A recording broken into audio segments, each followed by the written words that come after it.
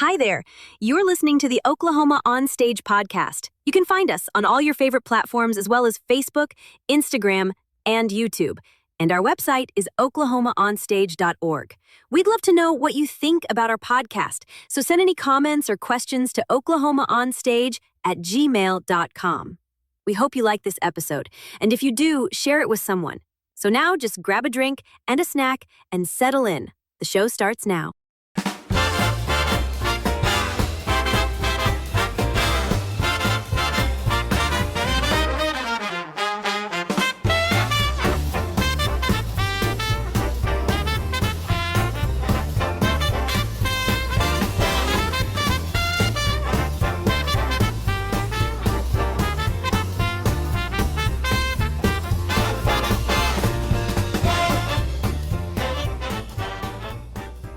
Welcome back, everybody, to Oklahoma On Stage. As always, I'm Tim. I'm your host.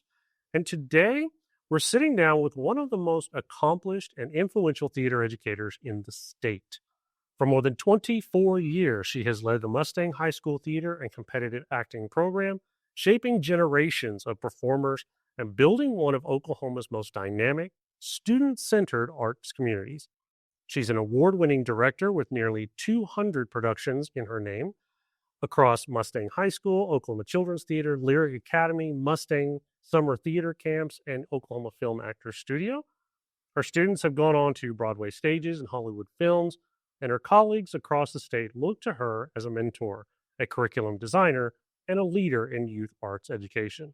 Her expertise spans acting technique, voice and dialect work, improvisation, directing, and even unarmed stage combat. And she brings the same curiosity and passion to her own growth, attending Broadway workshops each summer to deepen her craft. She's a two-time Mustang High School Teacher of the Year, a fierce advocate for inclusive, high-impact learning environments, and someone who runs on black coffee, bluegrass, bacon, and the joy of a well-timed monologue. Oklahoma On Stage family, please join me in welcoming Mrs. Emily Farnham. Farnham. Yeah. See? You have to over-articulate that one. So just Farnham to the podcast. Welcome, Emily. Well, hello. Greetings. Salutations. So thank you very much for agreeing to do this kind of last minute. No worries. Appreciate you jumping in. We had a hole to fill, and she just The jumped show in must go on. and perfectly. So we'll jump in the same place we always do with everybody, the elephant in the room, if you will.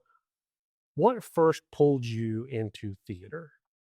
Well, I think I had a really great family that loved performance and comedy and jokes and all those things. But I think what sealed the deal for me was in second grade, my school that I went to in Newcastle, Oklahoma, at the time they had theater. And so they, for some reason, sent us up to the high school to watch this high school play. I have no idea what it was, no recollection. It was probably awful by my standards now. But I just remember having this very conscious thought of, I want to do that when I get bigger. And then, just went through the rest of schooling and took advantage of opportunities. And fortunately for me, my mom, she went back to school and she became an elementary school teacher. And so she got hired at a place called Bridge Creek. And so that happened in about sixth grade. And at that time, in the state of Oklahoma, budget cuts were looming. And so they cut out theater specifically at Newcastle and a lot of smaller towns, I'm sure. And so my mom, she decided, since she was a teacher, she wanted us all to be on the same schedule, like spring breaks and things like that. And I didn't necessarily appreciate it at the time because I had my group of friends and all that, but I finished sixth grade, and then seventh grade I started at a brand new school, and that was probably one of the best gifts that I've ever been given in my life, because oddly enough, at that smaller school I actually had way more opportunities, and so I ended up playing basketball. I ended up quitting band because at Newcastle you had to choose, you couldn't do both. So I ended up doing basketball and then a bunch of other things, and, became a student leader and all that stuff. But they actually had drama, as it was called.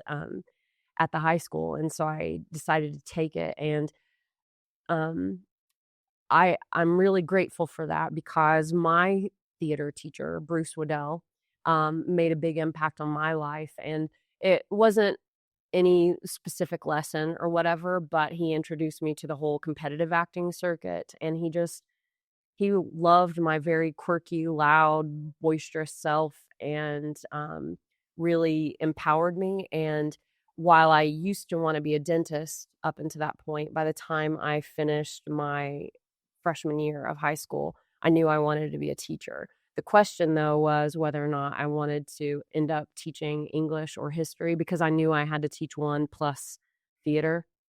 Or if I wanted to be a basketball coach instead. And I just knew I wanted to do something where you could do some kind of shared group activity and like you could help mentor humans. I just had always felt that call. Yeah. And looking back at, my life now, I'm almost 46. I'll be 46 next Tuesday. Well, happy birthday. Well, thank you. But looking back, like that's been a major thread. Like either I was thrust in positions of leadership where I had to shepherd different people and guide them into confidence and skills into whatever they were doing, or it's just that's like I explain to students now when they're, in my office crying, trying to figure out what to do with their lives. You don't have to decide everything, but a question I encourage them to think about is, when are the moments that you feel alive? Like, when are those moments? And then I explain to them, mine is like when I'm connecting with people and I'm meeting them where they're at and I'm helping them navigate through whatever it is. That's when I find the most joy. And that's why I'm still here, because that's what I do every day. Yeah. Every day we're trying to slay some little dragon in the world or in their head or in their heart. And so all that to say, that's kind of the run of it. And then through college and through high school, like I of course did lots of theater, and I did lots of like leadership things, and I was actually Bridge Creek's first mascot. So I went off and did mascotting. And so I decided my senior year, okay, these group of cheerleaders are tolerable, so I'll go with them. And then while I was there, they're like, hey, you're really good. We want you to work for us. And I said, what? And then I ended up being hired by the National Cheerleading Association to travel around the country and teach professional and high school and all these other mascots. So that was a fun little journey. Wow. So and that's another performance venue, but really it's just anything where you can perform. I used to think, I'm going to do comedian stuff, or I'm going to go to Second City, I'm going to do whatever. And I keep coming back to my greatest passion is trying to help other people learn to help themselves, or like learn how to be better humans or figure out the world. And again, that's the beauty of teaching. You get to do that every single day. And it doesn't stop too, because I have a lot of students that are out in the world that still send me texts. Like I had one that she's going to Tisch in New York, which is crazy.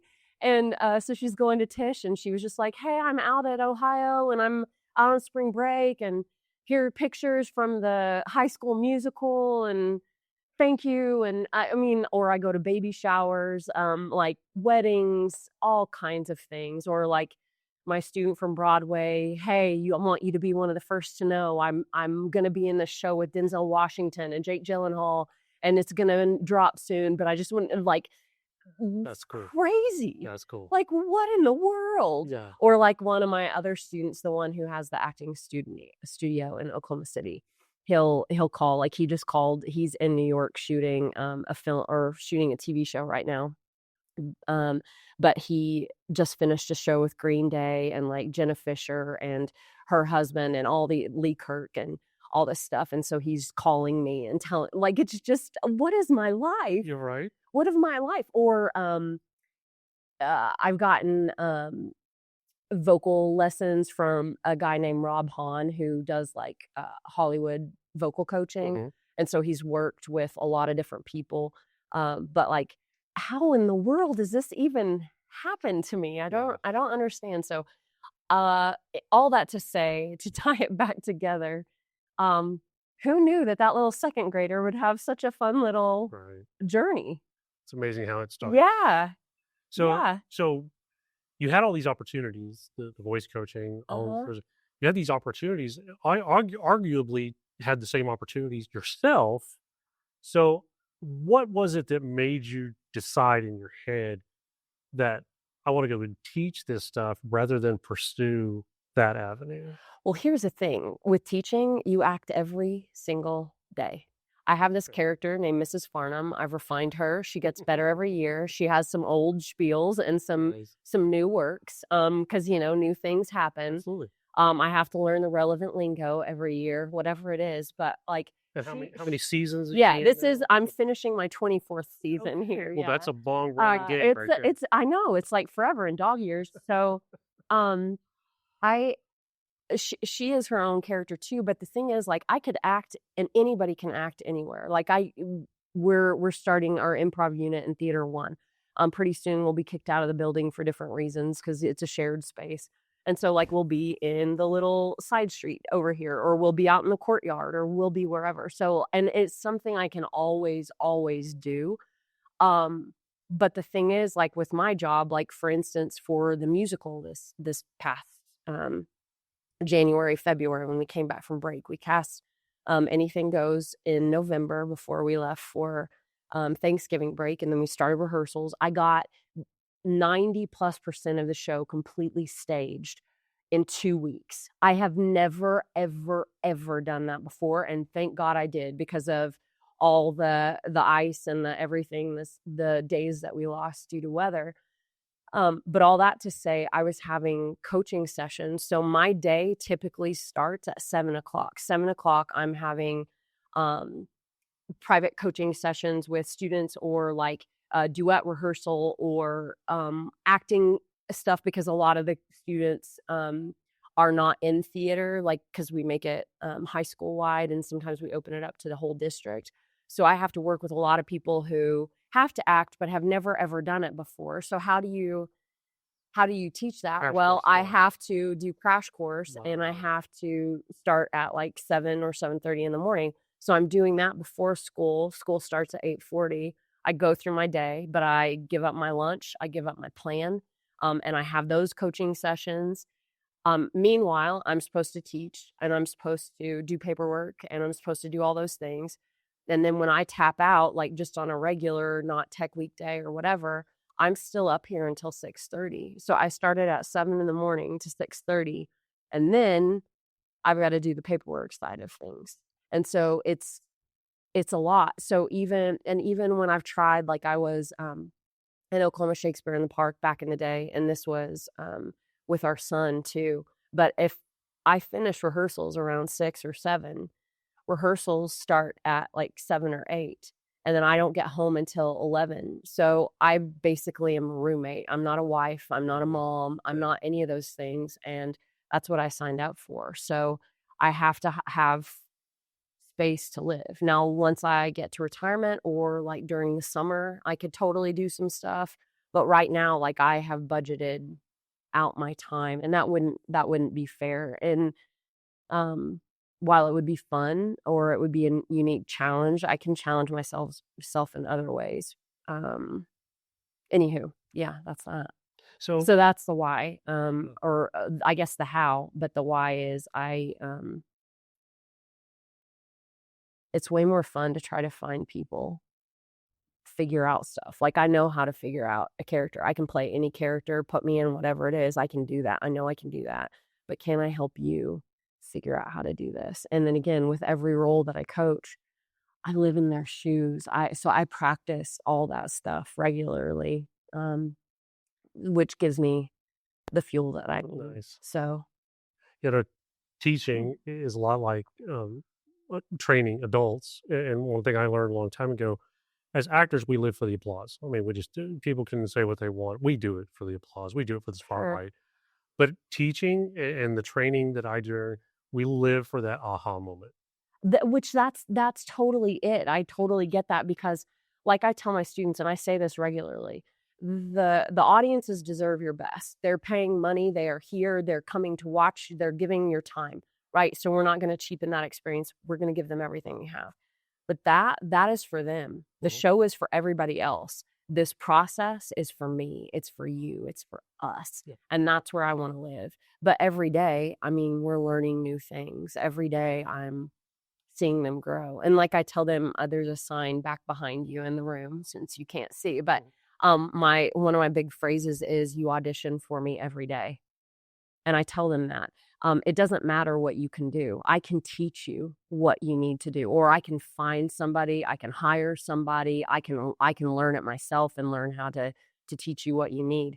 But who I work with is more important than what I do, because that's where I'm spending all my extra time, all my headspace, all of my energy. It's what I think about at night in the shower, like trying to problem solve and figure out like how to unpack this little nugget that you need so it unlocks the character that's already inside of you. Right. Those types of things. And I think that is way more of a challenge than acting a character. It's trying to figure out how to get you there. But anyway, That's good. it's a fun experience, and it's why I guess have been 24 years in, because it's still invigorating. Yeah. So what was your first year teaching like? Oh God.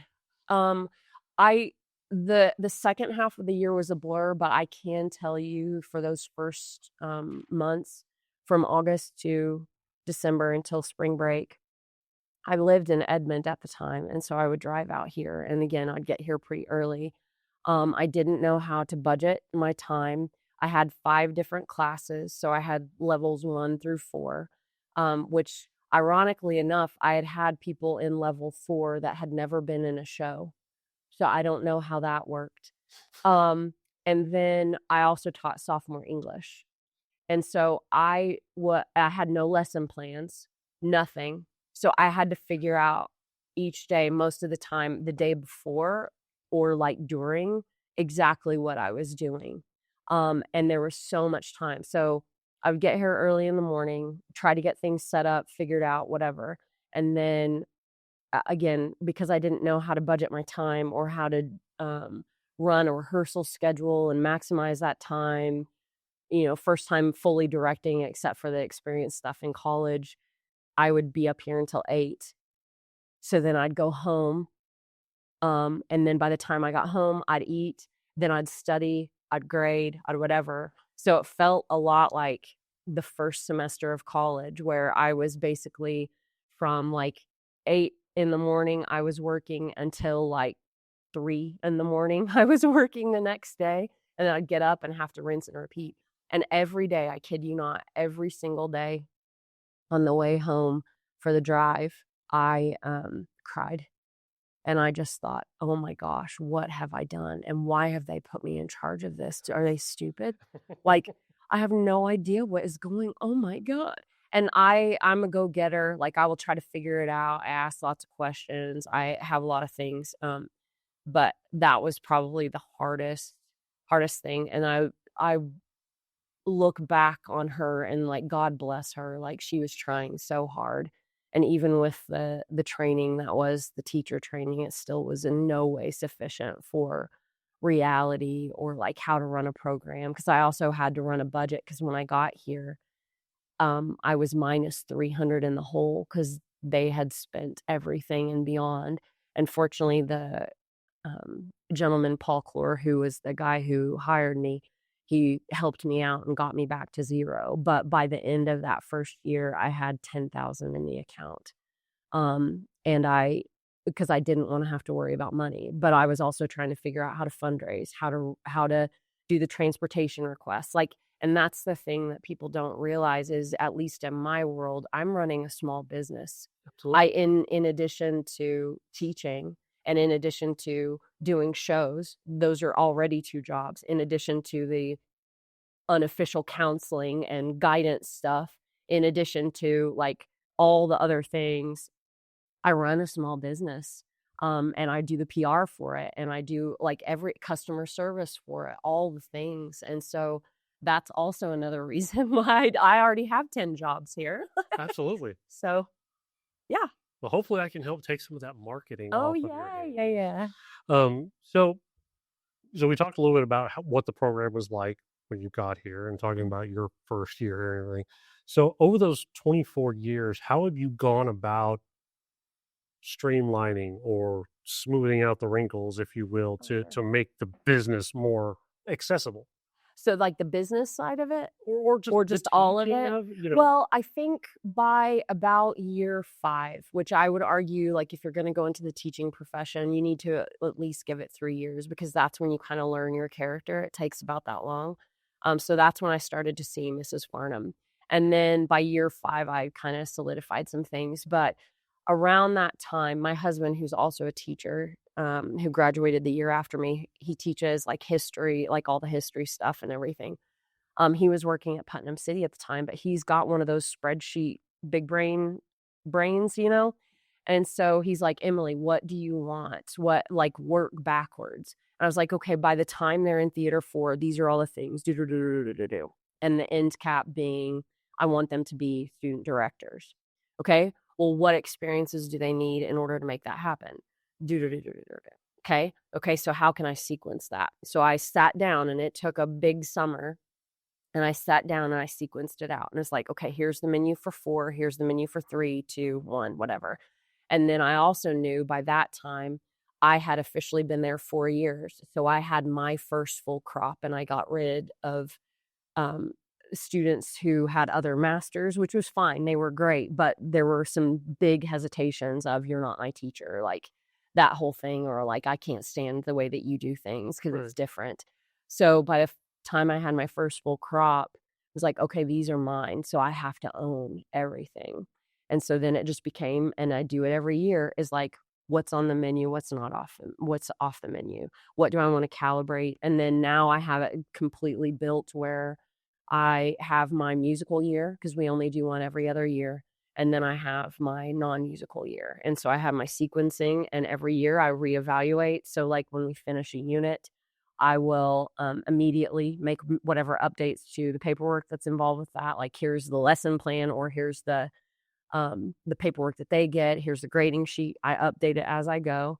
I also have a really cool tool. Again, my husband, because every summer I would write down like all the things that I needed for every single thing. He's like, "Why don't you just put that on a document?" Because I'm dumb. Because I hadn't thought So of it. so I think, what the gift of all of that was, I learned the hard way, but the gift of that is I'm helping other teachers as I meet them in the training, and even, like, within my student body of, like, streamlining. And so, like, well, even when we go through the directorial unit, which my seniors are in right now, we talk about working backwards. So I have them lay out a rehearsal calendar. We've gone through, like, the stages of rehearsal. We've gone through what's needed. They've been in rehearsals with me. We talk about things that work, things that don't. And again, all of it's my process because it works for me. It may not work for them. And then I just scaffold them through those experiences, and then they're able to fly on their own. That's the goal, is that I just become a facilitator, um, who really cares and invests in them, and then that way they can do their thing. Um, but it's just constant, I guess, to go back to your question, it's just constant reevaluation and self-assessment and paying attention to things, feedback from them, because I'll even have kind of an exit interview with my seniors. Like, what do you think worked? Talk to me, like, talk to me real. What was there anything that I need to improve on? And we have those conversations because my goal is to level up each year for myself personally, for myself professionally. Because I would argue, as much as hopefully they're learning, I'm the biggest student in the room, and I think that's what keeps me here, is that I'm hungry. At the very least, my job is to learn each individual and how they tick and how to speak to them, because it's like I have to be a translator. I have to figure out what their calibrations are and what makes them work, because how I speak to you is different than how I would speak to the other person. It's still loving, it's still truthful, it's still honest, but like for me, you just tell me directly what to fix. That's all I need to know. You don't have to like sugarcoat it or make me feel good. In fact, that makes me mistrust you. Just tell me what you want, Yep. or tell me what to do, or tell me what you didn't like, and I'll do it. Meanwhile, other people, they need the compliments and Yep. the compliment sandwich, baloney, all the things. So, anywho, Thanks for a person who likes affirmation.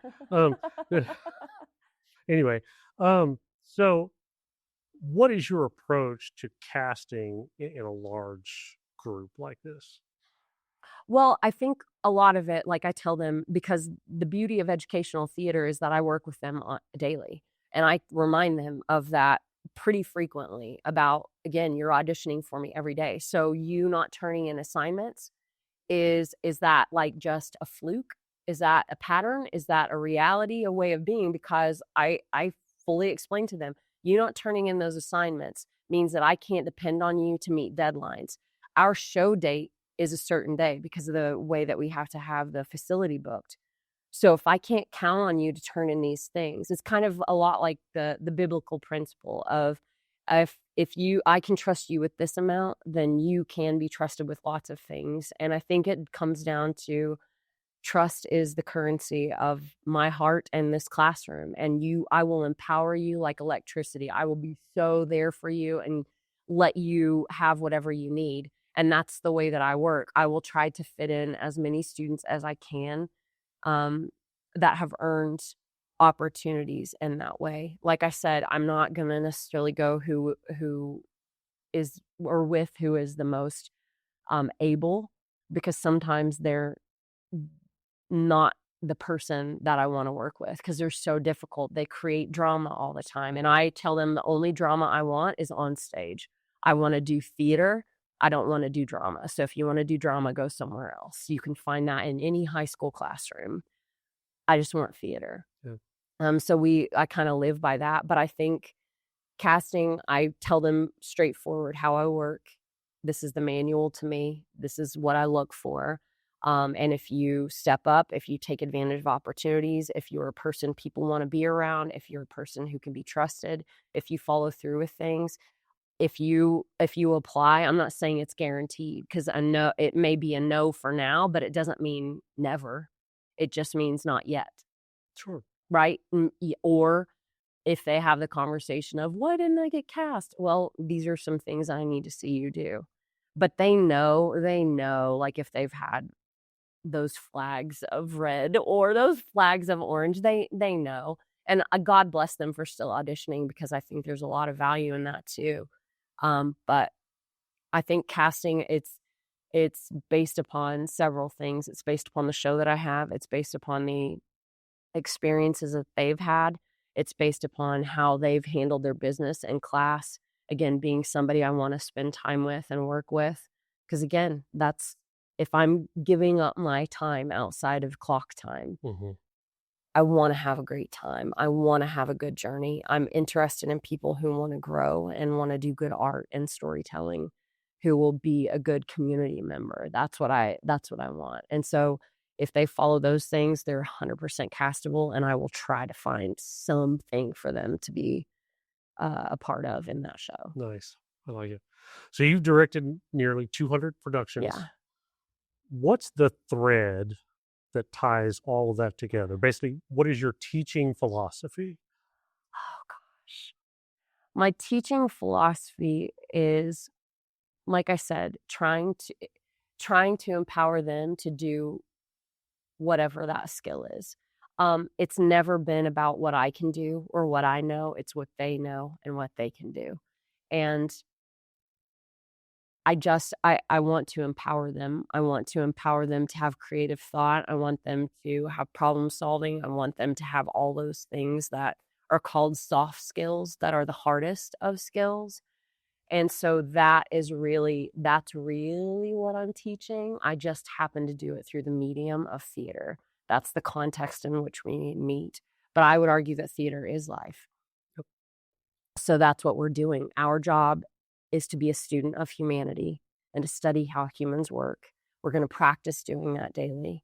We're going to learn what our settings are so we can calibrate them to meet other characters, right? So I can calibrate to them.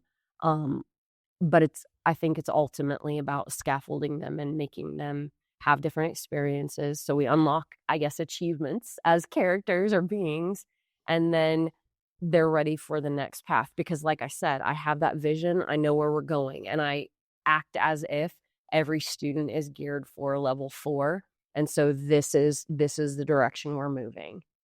And you can choose to follow. You can get off at any time. Like, no one's making you stay. I want you to stay if you want to be here.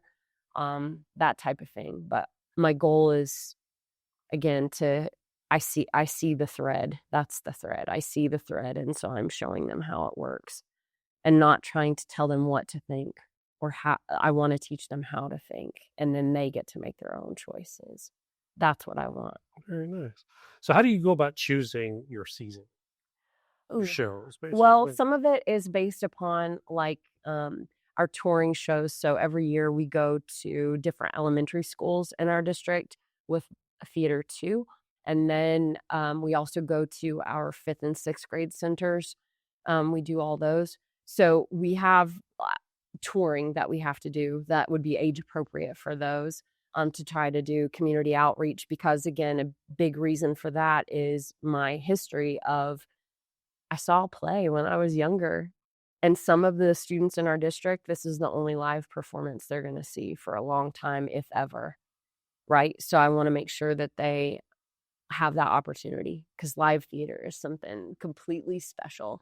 And then the other thing is, like, I try to find something for the 5th, 6th grade center that would go into the black box, because that we have that space. So trying to find something that would accommodate a theater in the round, or a thrust type setup, or something along that line, so students have an opportunity to work in that context. I try to find a murder mystery dinner theater type thing, because that's what my seniors do traditionally, because we've paired with Friends of the Library. They raise money for like the programs and things that are at the library.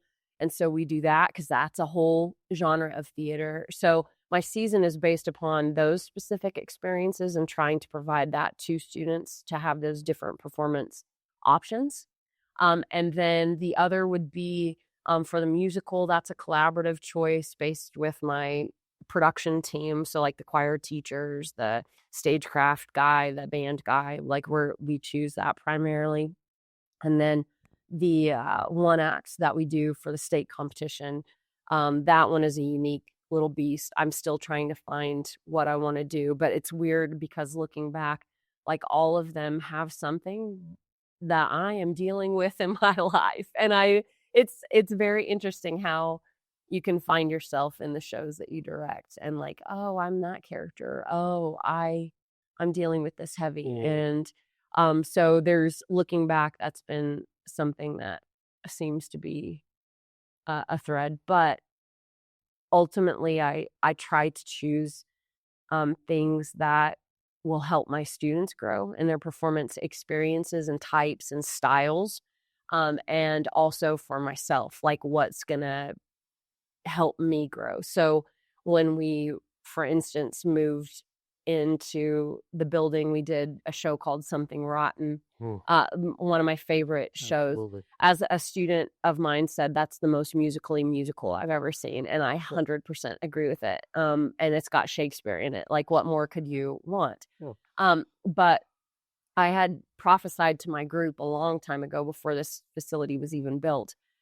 Our second show that we do, I want it to have rigging. It's going to have rigging because we're going to have a fly space, and we need to use this facility to its capacity as it currently is, because we need to show the stakeholders what we could be doing, and we need them to invest in that. But also we need to learn that. Our students need to learn that. So that was a big reason for Wizard of Oz, because it's like, we're doing a rigging show.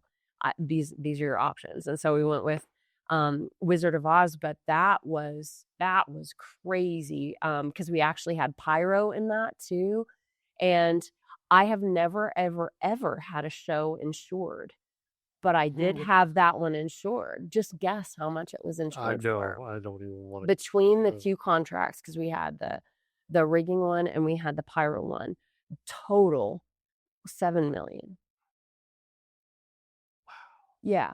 For this facility. Yeah. Oh wow. I have who would have thought? Like, this is ridiculous. I'm just a high school teacher. What in the world is happening? Yeah.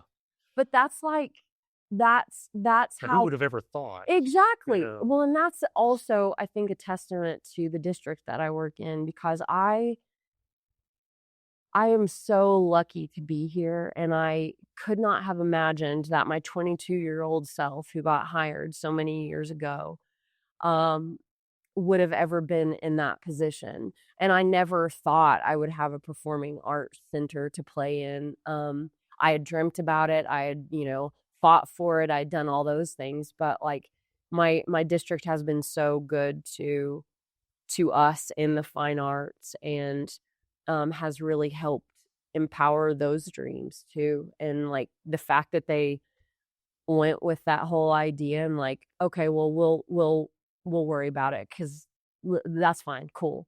They help take care of that. They invested in that. They invest in me. They invest in my students, and so I can't imagine being anywhere else. Again, I'm so lucky because that never in a million years would I have Yeah. thought that that would have been possible. And I'm learning that so many of the successful arts programs across the state are due in part to the leadership that cares. Oh yeah. Oh yeah. I have had there've been many casting changes in the admin side of things, but they have all been really supportive. And I think that's also part of the, I guess, lack of understanding that new teachers have, is like you don't understand. Like I'm playing the long game, which means that I also have to invest in them, and I have to, put in my time with them, and Mhm. I also have to do, different responsibilities and things to earn my cred with them. Sure. So they don't understand the political side of it, or the that networking that's required, because I hear that so much on the circuit. Like but they don't have a relationship with the people in charge, and it's like you have to have a relationship. Everything is about relationship, Absolutely. Yeah. and I think if they realize that, they would probably get a little bit more. Mhm. That's true. So, Mm. so how do you approach shifting just a little bit? How do you approach accent reduction and dialect work with high school students? So fun. I also okay. I love it. So I study whatever their language is, or whatever they're coming from. Like we do standard American English in here. So that's a diction thing that we do in theater one, and we finished it. And some of them love it, some of them hate it, whatever. But it's just we're trying to neutralize the Okie, because every show is not going to take place in Oklahoma. Right. And if you want to be cast, you have to do this. It would not be uncommon for me to say this plays in Boston, that you have a Boston accent. You would be ridiculous if you rejected that. So we've got to learn. And then with all the vocal acting that's happening everywhere, the voiceovers, all of that, like training your voice, like your voice is one of the most important tools that you have as an actor. So that's part of the front loading of it. And then I explain a little bit about my journey and how I had the Okie accent and all of these things. But then again, I've had so many students that have been English language speaking as their second language. And so they're trying to be cast. And I remember very early on, there was a Vietnamese student that I had, such an incredible performer. And if we all flipped our settings to Vietnamese, we would have totally like been on the floor bawling, but he was so limited in some of his English. So it started with some of that, and like trying to help him through. And then professionally, like I do coaching like that too, and help with like I have a Ukrainian client and a Vietnamese client, and it's just learning what their languages are. But really, I'm such a nerd when it comes to voice and diction. All language is placement and pressure. Placement and pressure. So we all have that same foundational structure. And so it's just where you're putting it. And so it's teaching them how to do it. It's a lot like your mouth and your articulators learning how to do a dance. And so I explain it that way, that you've been, doing ballet, but now we need to do hip hop, or now we need to do, and it's just That's it. It's a pattern. So let's find the new pressure. Let's find the new step. And it's going to be a lot like dance where you're going to be really clunky. You're going to forget the steps. It's going to be really awkward. It's not comfortable because it's new, not because it's something you can't do. And so that's kind of how we get into it. But I love it. It's so fun. But I think it all comes back to, again, what I told you, those moments when I come alive. I'm helping somebody feel more confident, and your voice is one of the things that is you. And if I help you feel better about you, what a better world this is going to be. And that's what it's about. I like that. Yeah. I like that. Yeah. So as a dialect coach in Oklahoma, what would you consider to be the most challenging dialect you had to work towards? I think probably and it's for certain students, it's the received pronunciation British. So like the Queen's English, and then trying to distinguish, like a Cockney accent, or you're from Liverpool, and trying to get those different sounds together. I think it honestly just depends on the person, but I think the hardest part is just making people hear the sounds. Specifically, one of the sounds that we have is the eh and the eh, so the short e and the short I, and distinguishing those. So again, get, right? Get. Yeah. Or I hear a lot like the eh and the a sound. So instead of I'm going it, or egg, different things like that. But the short e sound is the one, like the word, or like in the word yet or meh. That's the one where people have a lot of problems. Like again, instead of again. Yeah, again. And again, it's a matter of that shape. What's that shape? What's that dance step that we need? Oh, and then you got to throw in the whole again. Well, and that's fun too. Yeah. Like but it's fun to play. I think for me, it's exciting to make people aware of something that they do every day, and they can choose to embrace it. I would argue that if you want to be castable in things, you should be willing to learn any skill. Absolutely. So that's where I lead from. Sure. And this is something that happens in the industry. Do you want to be cast? Do you want to be involved? And if you don't want to, that's fine. Yeah. So it's on you. Yeah, turn it back on them. I like exactly. That. So you mentor teachers from across Oklahoma. What would you say are some of the biggest challenges that educators face today? I think it's oh gosh, there's so many different things. Are you asking, I guess, for teachers in training or once they're hired out of school? Sure. That's great. As you were saying, I'll turn this back to you. Yes. Okay, great. I think, because I had to write that essay for the Teacher of the Year thing, I think one of the biggest problems facing Oklahoma currently is the teacher shortage.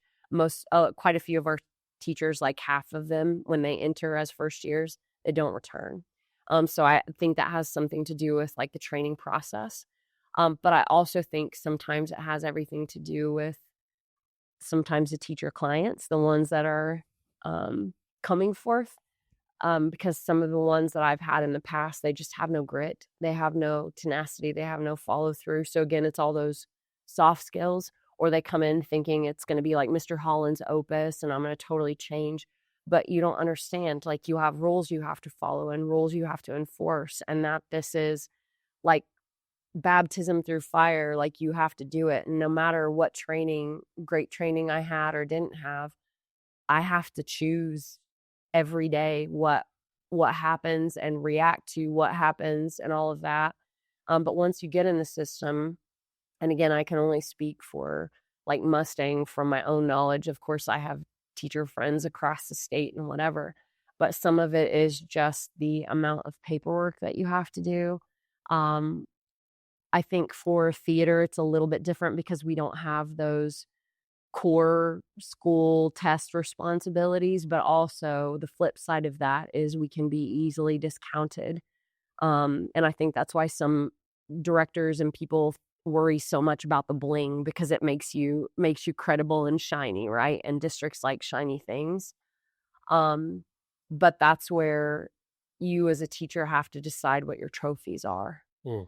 you know? And I decided a long time ago, well, I'll tell you, it reminds me of a story. So I remember there's a teacher, she's still in the state, and I respect the heck out of her. Like, she's been a great mentor. And then there was another gentleman in Tulsa who I really respected, but they were the two in the state that were like the big dogs on the 6A circuit. And like, if I can hang with them, I'm going somewhere, kid.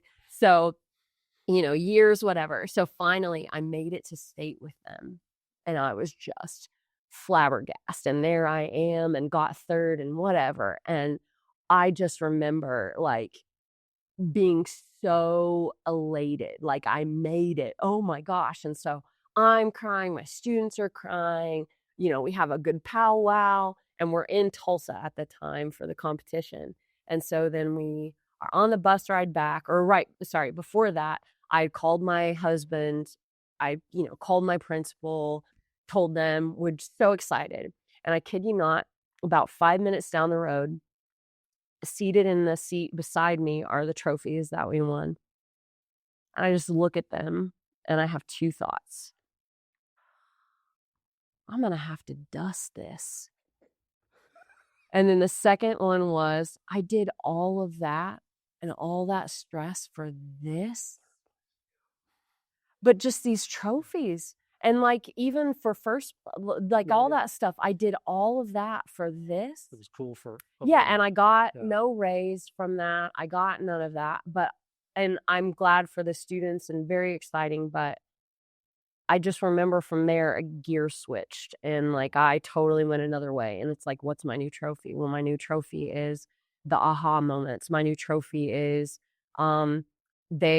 colleges realize, oh, this kid's from Mustang and they've gone through a program. They're legit. Yeah. Like that's what my goal is. And so that's what I worry about. And so the trophies, they're neat, and I'm excited for the students and the groups. And I mean, it feels good, but it is not. Yeah. It's like I said, it's not anything anymore. Yeah. Yeah. I mean, it does, as you were saying, the colleges recognizing the program. Yeah. It does feed into that. For sure. But it's not the only thing. Yeah. No, it's not the only thing. Like, it's so low on the totem pole. I think the other thing that teachers face, and this has always been there, I don't know that it's harder per se, but it's just, you have to deal with humans every day. And you have to deal with relationships, and you have to deal with your own emotions and your own expectations and their emotions and their expectations and all these things, and how to juggle all of that with grace, with empathy, with control, with, I don't know, all of it. It's a lot. It's a lot to juggle every day. Yeah. Oh yeah, by the way, plus teach this content. Yeah. Oh yeah, by the way, fill out these forms. Oh yeah, by the way, answer all these emails. Raise your money, reserve your space, do all the things. Yeah. Oh yeah, by the way. Oh, and when you can, try to remember to be human. And when you can, try to have a life outside of here. Gotta have work-life balance. Yeah. Yeah. Yeah. Well, I've heard it said it's not necessarily work-life balance, it's work-life satisfaction. And I like that way, way better. Yeah, because one person's bad. It's like, am I satisfied with that? Exactly. And I think that's a hard part now in these older stages, like 24 years in, and then, being, I think, 10 or so years away from retirement on the clock time anyway. Who knows if that will be when I retire. But so much of your identity can be coupled up in what you do. And I think that's true for any job. I know it's true for me. And so trying to figure out that balance between who Mrs. Farnham is and who Emily is, and can Emily exist outside of that, and does Emily exist? I think that's, again, the chapter that I've been in for a little while now, like trying to uncouple. So when I leave this place, it's in a healthy way. Yeah. And I'm in a healthy way, so I can go live next chapter, or I can go do all the things. I've seen so many people when they hit that retirement, and it's regardless of what field you're in, when they hit that retirement, they've been that for so long. Mm-hmm. Now what? Yeah. And so they spend, the first year or two in this limbo of not knowing who they are, what they do, anything like that. My dad was kind of that way. His lasted about 6 months, and he was looking for something else to do Yeah. because he was the kind of never could sit still for too long. That's me. And literally, I mean, it was like 3 weeks, and he was tinkering with something. I mean, he was looking for new projects and things like that. Just because at first he was like, "Yeah, I'm gonna relax. I'm gonna no, you're not," and he Yeah. didn't. Yeah. So yeah, it's kind of one of those things. I will be the same. But I think we want purpose. Yeah. We want purpose. We want something to do. I remember a line from it was a Nicolas Cage movie, the one with the airplane where they crash, the Con Air. Con Air. Yeah. Somebody like the older man on there, like they were kind of hopeless and stranded, and he's like, "If you can't give me hope, give me something to do." And it's like, I feel that. Yeah. Like I feel that Sure. for sure. So looking forward, Mm-hmm. what's your dream show for Mustang? Oh, dear goodness. That's a really good question. Right now, it's trying to find one for next year because I've got to cast it before the end of the school year. That's mine. I think one that I would love to do and direct, I would love to direct Matilda. I think that would be so, so fun. And then there's like Peter Pan Goes Wrong, which I would love to direct that. It's insane and crazy. Those would be some. I'm a fan of anything Mary Zimmerman. She did Metamorphosis and a bunch of other ones, but that currently those would be things. Right now, not quite sure. I know I would like to do pyro again, and I know I would like to do more rigging again. I think an LED wall would be really cool. I don't know what I would want to do with that. That would be really good. Anyway, we'll see. To be determined. Yeah. Okay. To be determined. So how do you go about balancing what's popular and entertaining versus what will challenge your students as actors? Well, I think, again, if we look at the musical or we just look at any play, I have to look at the crop that I have because I do see it kind of like a vineyard. Like, what's the season going to yield, and like what have been the conditions and things. Yeah. Well, and also like what experiences they've had. So, like we knew, for instance, coming off of Wizard, we're not doing anything fantasy for this particular musical. We want to do, and we haven't done anything that's been classic in a while. So let's do a classic one. We know we want it to have tap. We know we want a stationary set. So we kind of look at like some of those parameters of what we've done. And then also, like, when you have success in one way, there's also that question of how do I top that? And that's always the question that I'm lingering with. How do I top that? What do I do? But I think it's just an assessment of what have I not visited in a while? What have they not experienced? Do we need some slapstick? Do we need to do more of like commedia style type things? Do we need something that's more reality based? And so it's just trying to give each, I guess, group the next chapter. And again, they start on, I guess, different paths, but it all kind of ties up. So in your 24 years, have you ever gone back and done a show again? Yes, and only like a couple of times. Like the main one is the fairy tale courtroom that we do, and that's like the touring show for the level 2s. And so we go to the elementary schools for that, and the premise is there are 2 trials and the audience gets to interact, so it's fun. But like the big bad wolf is on trial, and then the wicked witch is on trial. And so you have the whole cast of characters. You can add more, you can take away. That one I've done on repeat, but the thing is with each new group, it's a whole new vibe. And so each one, while it's the same script, it's a completely different feel. Sure. And then there have been like a few plays, but I will not do a play on repeat if I don't have a new concept for it. If it's the same one, I can't, like, if I don't see a new vision for it, I will refuse to do it. So like we did Alice in Wonderland because I wanted a fantasy kind of ensemble thing. And so we had the first wave and then we had the second wave so many years later. But I try not to repeat because I want to diversify. But sometimes there's just a show that fits. You know? Yeah, absolutely. So what do you hope that your students will carry away when they graduate? I think the first is that I cared for it and loved them. And I thought about them every single day. Um, I hope that they know that what I did was out of love and to try to give them as many experiences as possible within the context of theater, but also to help prepare them for the strength they needed outside in the world. And I hope that they had some fun along the way. They had some good memories that they reflect on.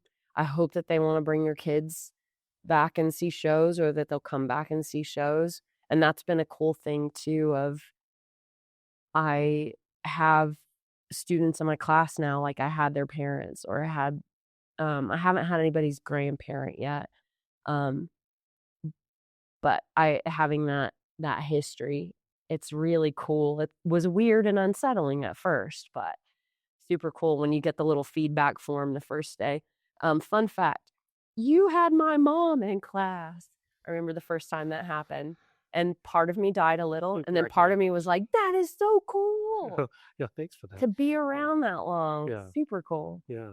And they sent their kids to you. Yeah. Well, and then I have with the summer camps, I have quite a few grandkids, so to speak, that they come, they come and they take the camp, and that's so cool to watch the alumni bring their kids here and entrust me with their kids, and like that is cool. That's really cool. Yeah. So where do you see the program in 5 years? 5 years, I see it continuing to expand. Hopefully a second teacher will be here. Because I'm again shopping for my successor. And also I think at that point we need to have 2 teachers here because it's just a lot to handle for one person, and we've got a lot of students interested. So I see that. And then I see continued success on and off the stage. Yeah. What's something that you wish the public knew about teaching in the arts? That's a really great question. I care for your kiddos a lot. And I want you to continue to support them to expand their creative experiences and provide opportunities that allow them to participate in things, because it adds such value to not only the program and the other people in the program, but just for their student. So many different life experiences, so many different friendship opportunities and belonging, because that's the great thing that I hear about fine arts classes, but specifically for my world is like, this is the only place I can be myself. You know what I mean? And I want them to fully be whoever they are, as beautifully and radiantly whoever they are as possible. And I also want them to accept other radiant people. And that ultimately I think is probably the biggest gift. And like even with the character analysis stuff that we do, like they step into different people's shoes every day, and like letting them experience that is going to make them better humans, no matter what profession they choose outside of here. So I want them to keep investing in their kid and keep allowing their kid to pursue their interests and not have that path for them. Let them teach you what the path is that they want to go on. Oh, that's so good. Okay, so as we wrap up, we're looking at running down on time, so that's fine. So as we wrap up, what I like to do with every one of my guests is we have what we call curtain call curveballs. Okay. So it's kind of a tongue twister, but it all works out. And so I randomly throw some questions together, and they're just kind of off the wall. Some of them may not have anything to do with theater, but it's just what's off the top of your head. Just throw it out there, okay? So the first one, what's your go-to karaoke song and why? Oh. Maybe Sweet Caroline. It's easy. Everybody knows it. You can hide behind the other voices. Everybody's going to join you. Yeah, exactly. The end. You just hold the mic out, let MC it. Exactly. Go. Okay. If you could direct any show with an unlimited budget, no rights issues, and no limitations, what would it be? Oh, gosh. Oh, my goodness. That's such a hard one. There are so many shows that are... for some reason, Something Rotten comes to mind because we had to do so many different cuts and changes. So to do it fully as it is, I would love to do that show again. Did you have cuts and changes like for a high school? Yeah, for high school, because I mean, it has some wordy dirds in it and some context. Yeah, I would definitely say that for sure. Okay, I'm gonna go with that. Okay, I would do it again, but in full. Have your students seen it, like the real one? Oh, I have no idea.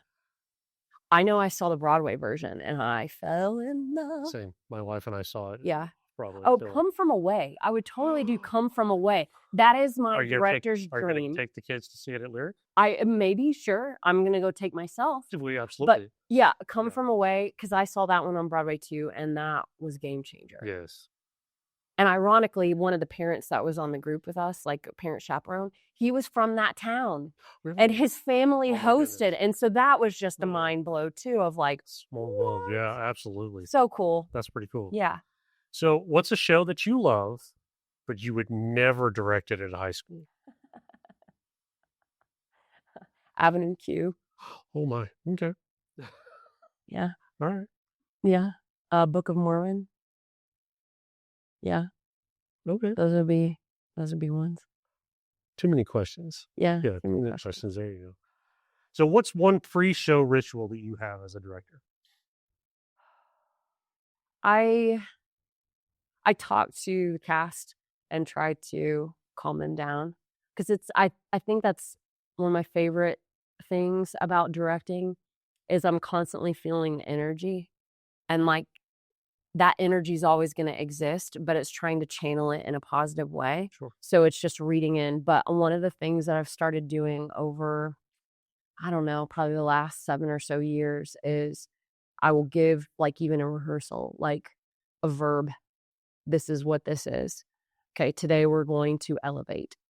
What does that mean? We're going to take what we've done from the previous rehearsal and we're going to go ahead and expand it. And it's, I don't know, it's really brave, hardy, and all these different things. And that's what's happened. And then also from this year, and I think I'm going to use this from the future, or for the future rather, with my group, I felt their energy shift, and this was just a shower thought. And so I had them do kind of a little mantra. And in everything, we are going to be calm, confident, collected. We know what to do. We need to trust in the work. And that's what I always say, trust in the work. But I had them do that, and like you just feel it shift into a focused, positive way. And I really like the outcome of that. Trust is that's my new one. Trust is a big thing, yeah. Uh-huh. What's something outside of theater that you geek out about? Oh my gosh. I mean, I definitely have the voice and diction. I am a huge documentary nerd, but crocheting, I love to crochet. That's something. Yeah, those would be 2 things. Okay.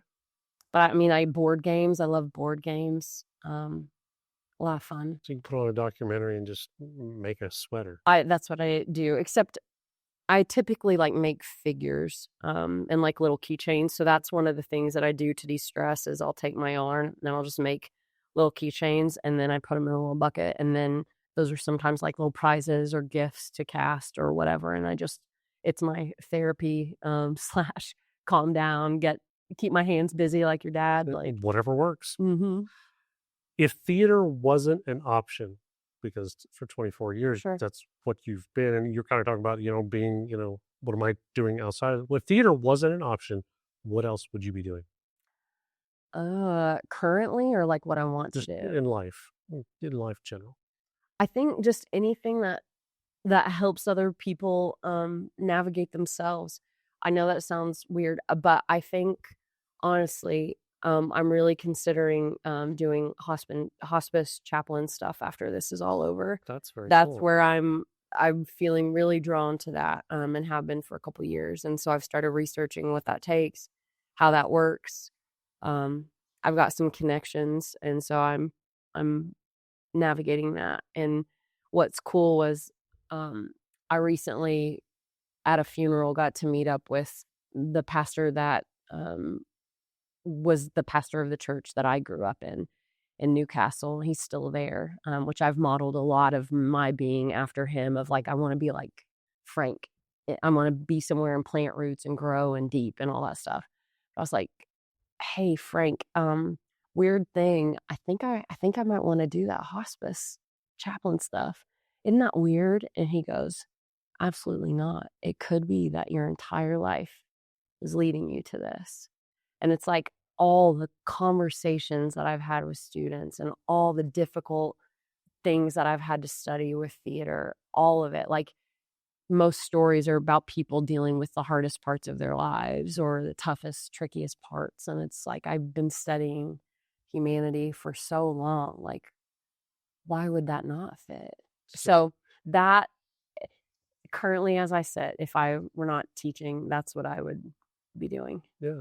I mean, yeah, it's just another chapter in life. It is. So, yeah. It is. And it's intimidating, but it's not scary. Yeah. And it's like guaranteed that death is going to happen. So faces us all.